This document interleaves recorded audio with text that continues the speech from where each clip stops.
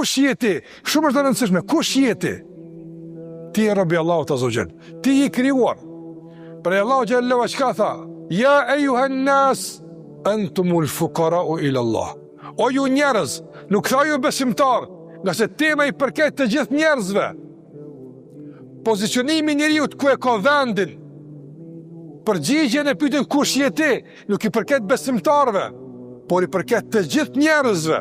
Prandaj Allahu te bareke ve teala kur jep përgjigje në këtë pozicionim, kush je ti dhe ku e ke vendin, drejtohet me emrin njeri.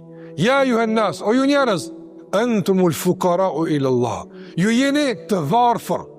Ju keni nevojë të vazhdueshme, të pa alternativë për Allahun te bareke ve teala. Prandaj adhurimi bëhet qëllim kur ti vazhdimisht e ke parasysh, që i bindun dhe praktikisht e manifestoj këtë bindje se i robi Allahut dhe ke nevojë për Allahun te bareke ve teala. Dhe se kjo nevojë që ke për Zotin ushqehet përmes adhurimit.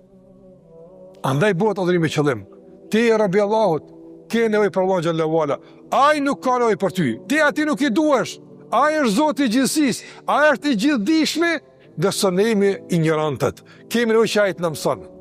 Ai është i gjithfuqishmi, ne jemi të dobtit. Kemi nevojë që të forcohemi përmes asaj që Allahu na jep nga forca dhe fuqia prej anës së tij. Ky është pozimi i duhur. Ne nuk kemi asgjë, jemi të varfër, jemi duar zbrazur, duar bosh, nuk posojmë asgjë. Ne jemi shfryzues të begative. Të gjitha janë në dorë të Allahut, të gjitha janë të tij. Ai është pronari real. E kur kështu pozicionohesh, e kupton se qëllimi i vetëm një të bëhet pastaj adhurimi. Të gjitha tjerë të bëhen pastaj të parëndësishme, ose jo të rëndësishme qëllimi që po flasim për te. Pozicionohu, ku e ki venin? Ku e ki venin? Venin e kite karriga e quajtur Rabbi Allahut. Ai që në vazhdimsi ka nevojë për Allahun xhallahu ala.